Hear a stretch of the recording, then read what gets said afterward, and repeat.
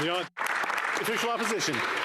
Prime Minister, this NDP-Liberal Prime Minister is not worth the cost, crime, or corruption. After 8 years, his inflationary taxes and deficits have doubled the national debt, driven inflation to 40-year highs, and 2 million people to food banks, a record-smashing number. After 8 years of this NDP-Liberal Prime Minister, work doesn't pay. You make it, he takes it. After 8 years of this Prime Minister, housing costs have doubled, mortgage payments doubled, rent doubled, down payments needed for an average home doubled. After 8 years of this NDP-Liberal Prime Minister, we have crime, chaos, drugs, and disorder. He is not worth the cost, crime, or corruption.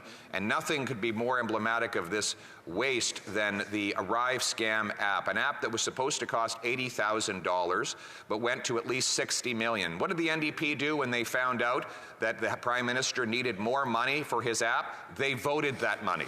Even though they knew full well the app was supposed to cost $80,000, they voted at least $24 million additional dollars for an app that didn't work, on which 76% of the contractors did no actual work, on which the prime contractor got IT contracts even though they do no IT, and they're headquartered in the basement of a cottage. This is part of a $21 billion boom in outsourcing by this government, a 100% increase in external consultants that costs $1,400 for every single Canadian family. Federal taxes for consultants, $1,400. Mr. Speaker, today we call for all the details in Arrive Scam to be released. The Auditor General says she doesn't know how much was spent. It was at least $60 million. That's why we want the government to be obliged by this House to release all the documents, all the costs, tell the truth. We want to know everybody who got rich through this corruption and how much Canadians actually had to pay for it. We're going to get rid of this app. We're going to cut back on outside consultants. We're going to cap spending, cut waste, balance the budget to bring down inflation and interest rates, because our common sense priorities are to axe the tax, build the homes, fix the budget, stop the crime. Axe the tax, build the homes, fix the budget, stop the crime. Axe the tax, build the homes, fix the budget, stop the crime. Axe the tax, build the homes, fix the budget, stop the crime. It's common sense. Let's bring it home.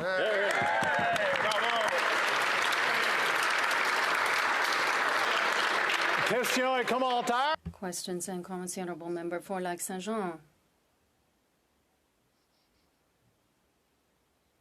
Thank you, Mr. Speaker. They're upset it's the opposition day, I understand. I will try to ask a direct question to the leader of the Conservative Party. I won't tell stories, otherwise he won't answer, because he's like the Prime Minister, he can't answer difficult questions. I'll try anyway. When the member for Carleton was Parliamentary Secretary to Transport from 2011 to 2013, his government granted $3.6 billion to GC Strategies. It was known under another name at the time. What was the money used for? Thank you, Mr. Speaker. The Honourable Leader. Mr. Speaker, we're prepared to study all the contracts that individuals and companies received. At that time, there was not a Arrive Scam, so we weren't able to predict that 12 or 13 years later there would be a scandal involving another company with another name. But I am aware that the Conservative government did well spend money, and in the years that he described, we had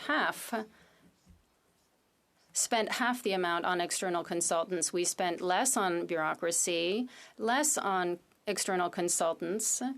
Yesterday in Saguenay, people wanted to know why this member is voting against the Saguenay's interests and for the Prime Minister, for tax increases on gas and diesel, for trucks. They're voting for taxes and increases on small and medium-sized businesses. They're voting for all the inflationary spending of this Liberal government, including for all the Arrive Scan spending. They should have stood up to apologize to his constituents for having voted in favor of throwing their money into the Arrive Scan app.